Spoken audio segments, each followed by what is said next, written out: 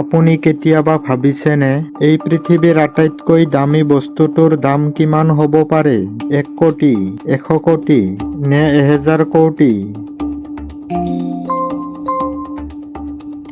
বন্ধুসকল, আজি আমি আপোনালোকক এনে কিছুমান বস্তুৰ বিষয়ে ক'ম যাৰ মূল্য শুনিলে আপোনাৰ ভৰিৰ তলৰ মাটি পিছলি পৰিব। এইবোৰ কেৱল দামী নহয়, ইয়াৰ পিছৰ কাহিনী, ইতিহাস আৰু বিজ্ঞানো আচৰিত হৈ পৰিছে।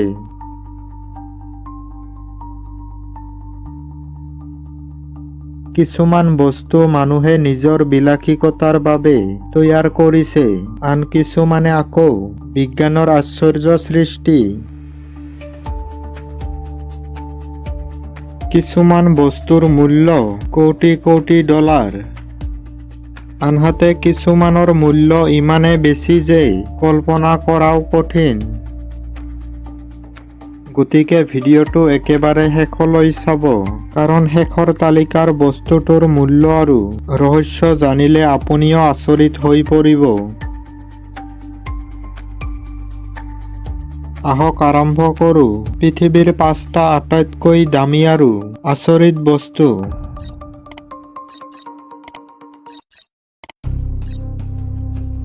আমাৰ তালিকাৰ প্ৰথম নম্বৰত আছে বিজ্ঞানৰ এক অবিশ্বাস্য সৃষ্টি, এণ্টিমেটাৰ। আপুনি জানি আচৰিত হ'ব যে এণ্টিমিটাৰৰ মাত্ৰ 1 গ্ৰামৰ আনুমানিক মূল্য প্ৰায় 60 মিলিয়ন আমেৰিকান ডলাৰ। হয়, আপুনি ঠিকেই শুনিছে, ট্ৰিলিয়ন ডলাৰ। কিন্তু প্ৰশ্ন হ'ল, ই ইমান দামী কিয়? এণ্টিমিটাৰ হৈছে সাধাৰণ পদাৰ্থৰ সম্পূৰ্ণ বিপৰীত ৰূপ। যেতিয়া এণ্টিমেটাৰ আৰু সাধাৰণ পদাৰ্থ মুখামুখি হয়, তেতিয়া দুয়োটা লগে লগে এক বিশাল পৰিমাণৰ শক্তি উৎপন্ন কৰে।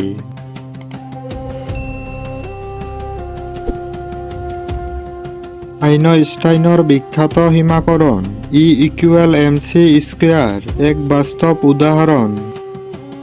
এই কাৰণে বিজ্ঞানীসকলে ভৱিষ্যতে মহাকাশ অভিযান আৰু নতুন শক্তিৰ উৎস হিচাপে এণ্টিমেটাৰ ব্যৱহাৰৰ সম্ভাৱনা দেখি আছে। কিন্তু সমস্যাটো হ'ল, এণ্টিমেটাৰ সৃষ্টি কৰাটো অতি ব্যয়বহুল। ইয়াক CERNৰ দৰে আধুনিক গৱেষণাগাৰত অতি ক্ষুদ্ৰ পৰিমাণত সৃষ্টি কৰা হয়। এই প্ৰক্ৰিয়াত অপৰিসীম বিদ্যুৎ, বিশাল যন্ত্ৰপাতি আৰু বহু বছৰ গৱেষণাৰ প্ৰয়োজন হয়। আটাইতকৈ ডাঙৰ সমস্যাটো হৈছে এণ্টিমেটাৰক কোনো সাধাৰণ পাত্ৰত ৰাখিব নোৱাৰি। ই যিকোনো পদাৰ্থ স্পৰ্শ কৰিলে লগে লগে ধ্বংস হৈ যায়। সেইবাবে ইয়াক বিশেষ চুম্বকীয় ক্ষেত্ৰৰ ভিতৰত কিছু সময়ৰ বাবে সংৰক্ষণ কৰা হয়। আজিলৈকে বিজ্ঞানীসকলে কেৱল অতি ক্ষুদ্ৰ পৰিমাণৰ এণ্টিমেটাৰহে সৃষ্টি আৰু সংৰক্ষণ কৰিব পাৰিছে।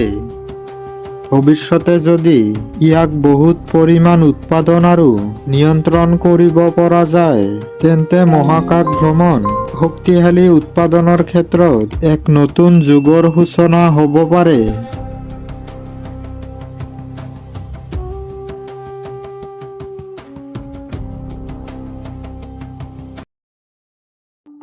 এতিয়া আহিছোঁ দ্বিতীয় নম্বৰলৈ।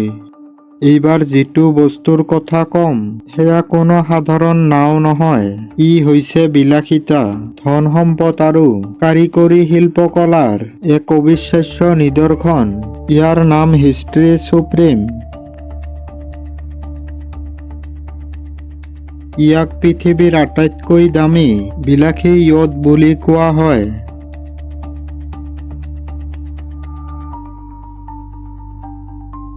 এই য়টখনৰ আনুমানিক মূল্য 4.8 বিলিয়ন আমেৰিকান ডলাৰ।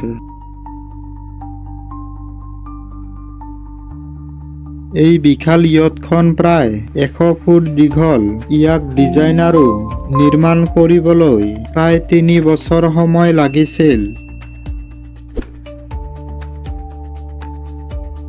কিন্তু প্ৰশ্ন হ'ল, এই য়টখনৰ মূল্য ইমান বেছি কিয়?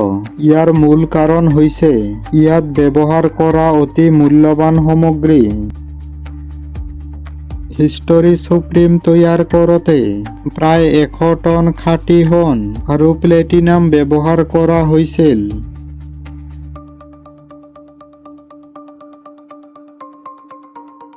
য়টখন তলৰ অংশ, ডেক, ৰেলিং, ডাইনিং এৰিয়া, চিৰি আনকি লংগৰ পৰ্যন্ত সোণেৰে আৱৰণ দিয়া হৈছে।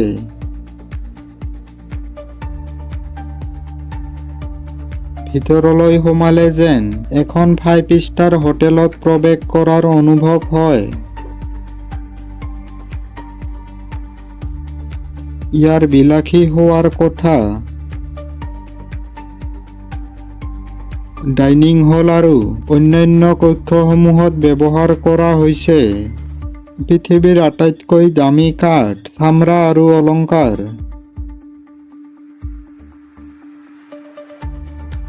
কিন্তু আটাইতকৈ আচৰিত কথাটো এতিয়াও বাকী আছে। য়টখনৰ মাষ্টাৰ বেডৰুম দেৱালত সংলগ্ন কৰা হৈছে টি-টেক্স ডাইনেছৰৰ আচল হাড়ৰ অংশ।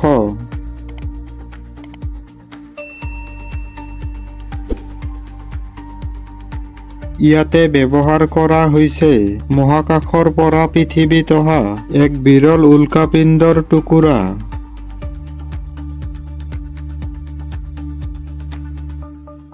এবাৰ ভাবি চাব, এখন নাৱৰ ভিতৰত ডাইনেছৰৰ কোটি কোটি বছৰ পুৰণি হাড় আৰু মহাকাশৰ শিল একেলগে সংৰক্ষণ কৰা হৈছে।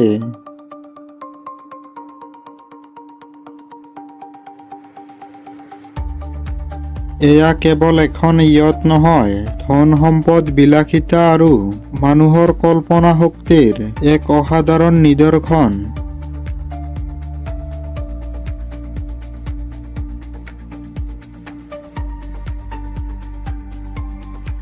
বন্ধুসকল, আজিৰ প্ৰথম পৰ্বত আমি জানিলো আটাইতকৈ দামী আৰু আচৰিত বস্তুৰ ভিতৰত প্ৰথম আৰু দ্বিতীয় স্থানত থকা দুটা অবিশ্বাস্য বস্তুৰ বিষয়ে।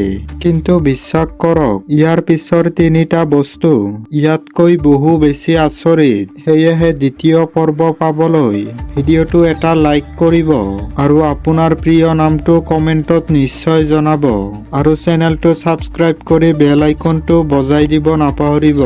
দেখা পাম আকৌ নতুন পৰ্বত। ধন্যবাদ।